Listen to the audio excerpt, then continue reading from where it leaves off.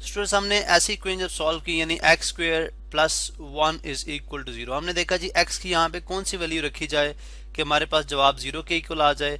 हमने देखा जी एक्स को अगर हम -1 को स्क्वेयर रूट रखें तो हमारे पास जवाब किसके इक्वल आ जाएगा, 0 के इक्वल आ जाएगा। लेकिन अब जब हमने एक्स इस नंबर को अपने रियल नंबर्स के अंदर तलाश किया तो हमें ये नंबर नहीं मिला। यानी हमारे पास रियल नंबर में कोई भी ऐसा नंबर नहीं है जिसमें नेगेटिव नंबर का स्क्वायर रूट एग्जिस्ट करता हो, यानी स्क्वायर रूट पॉसिबल हो। तो हमने ऐसे नंबर को आयोटा का नाम दिया और हमने बोला ये एक कॉम्प्लेक्स नंबर है। उसकी रीजन क्या है कि अगर आप इसका स्क्वायर भी लेते हैं, यानी अगर मैं इसका स्क्वायर भी लूँ तो तब भी मेरे पास जो स्क्वायर होगा वो नेगेटिव ही आएगा। हमारे पास रियल नंबर में कोई भी ऐसा नंबर नहीं है जिसका स्क्वायर नेगेटिव हो, यानी अगर आप -5 का भी स्क्वायर लेंगे तो आपके पास +25 आएगा, माइनस नहीं आएगा। लेकिन ये एक अजीब सा फिनोमेना था, एक डिफरेंट जिसको मुख्तलिफ इसकी खसूसियात थी, तो हमने इसको कॉम्प्लेक्स नंबर यानी आयोटा के साथ इसको जो है वो नाम दे के इसको कॉम्प्लेक्स नंबर का नाम दिया। हमारे पास एक नए नंबर्स जो हैं वो वजूद में आते हैं जिनको हम कॉम्प्लेक्स नंबर्स बोलते हैं। ठीक है, अब हमारे पास यहाँ पे ट्रू एंड फॉल्स हैं, ये कॉम्प्लेक्स नंबर की प्रॉपर्टी से रिलेटेड है। हम कहते हैं जी every real number is also a complex number. क्या हर रियल नंबर कॉम्प्लेक्स नंबर होता है?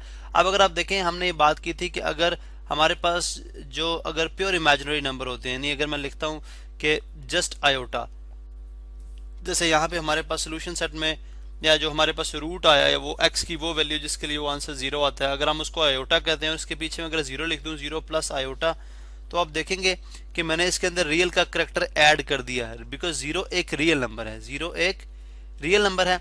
इसमें ये रियल पार्ट हो गया और ये इमेजिनरी पार्ट हो गया। इसी तरह आप देखें ये तो हमारे पास एक प्योर इमेजिनरी की फॉर्म में आ गया। ठीक है, लेकिन अगर हम इसी कॉन्सेप्ट को रिवर्स में लेकर चलें, अगर हम इसको रिवर्स में लेकर चलें तो हमारे पास 2 4 6 8 ये तमाम क्या है, ये सारे रियल नंबर्स हैं। अगर मैं इसमें प्लस यानी अगर यहाँ पे देखें तो इसमें मैं अगर +0 आयोटा करता हूँ, जैसे 2 है इसमें मैं करता हूँ 2 + 0 आयोटा, तो ये जो है 2 रियल पार्ट है और 0 आयोटा एक इमेजिनरी पार्ट है। लेकिन ये नंबर अगर सॉल्व करेंगे तो आपके पास 2 ही आएगा। इसी तरह आपके पास 100 एक नंबर है, 100 के साथ आप 0 आयोटा लिख देंगे तो आपने देखा कि हमने तमाम रियल नंबर जो हैं उनको हम कॉम्प्लेक्स नंबर की फॉर्म में लिख सकते हैं, यानी रियल पार्ट में और इमेजिनरी पार्ट में।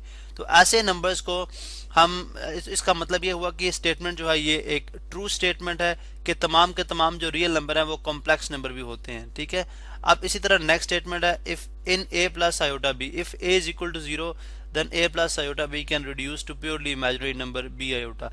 यानी अगर आप देखें कॉम्प्लेक्स नंबर की जो जनरल फॉर्म है वो है जी, मैं एक कॉम्प्लेक्स नंबर लिखता हूँ z is equal to 4 + 3 iota. ठीक है, अब अगर मैं इसको कंपेयर करता हूँ जो इसकी जनरल फॉर्म है, यानी जो उसकी जहां से ये नंबर ओरिजिनेट जो हम स्टैंडर्ड फॉर्म इसके लिखते हैं वो क्या है, a प्लस आयोटा b, जहां जबकि a जो है यहाँ पे रियल पार्ट और b इमेजिनरी पार्ट है।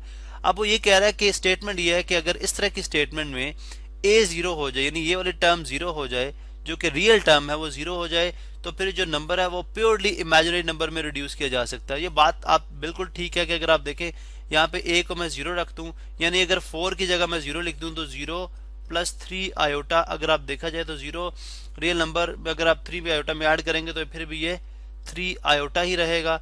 अब जिसमें सिर्फ इमेजिनरी पार्ट हो हम उसको बोलते हैं जी प्योरली इमेजिनरी। इसका मतलब ये हुआ कि अगर a प्लस आयोटा b में a 0 रख दिया जाए तो वो नंबर प्योरली इमेजिनरी नंबर में रिड्यूस हो सकता है। ये भी एक हमारे पास ट्रू स्टेटमेंट है। इसी तरह से नेक्स्ट स्टेटमेंट पे चलते हैं, if a is equal to b is equal to 0 then z is equal to a plus iota 0 is called the complex number 0।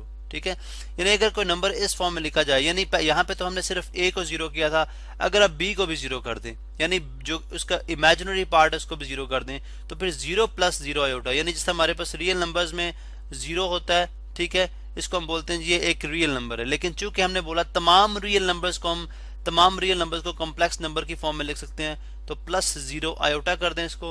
अब अगर आप इसमें ये वाला 0 आयोटा कंसिडर करें या ये वाला 0 कंसिडर करें, हमारे पास in terms of complex number ये जो 0 होगा ये हमारे पास कहलाएगा कॉम्प्लेक्स नंबर 0। इसका मतलब हुआ ये भी एक हमारे पास ट्रू स्टेटमेंट है। नेक्स्ट स्टेटमेंट पे चलते हैं जी, every complex number is also a real number. हर कॉम्प्लेक्स नंबर जो है रियल नंबर होता है, जबकि ऐसा नहीं। अगर आप देखें 4 + 3 आयोटा, जब आपके पास आयोटा वाली टर्म जो है वो 0 नहीं होगी, ठीक है, तो वो रियल नंबर नहीं होगा। अब चूंकि आयोटा वाली टर्म यहाँ पे 3 है, आयोटा में जो नंबर यानी जो इमेजिनरी पार्ट है वो इसका 3 है, जब तक इमेजिनरी पार्ट 0 नहीं होता वो नंबर रियल नहीं होता। इसका मतलब है हर कॉम्प्लेक्स नंबर जो है वो रियल नंबर नहीं होता। तो यहां से मालूम हुआ कि ये एक फॉल्स स्टेटमेंट है।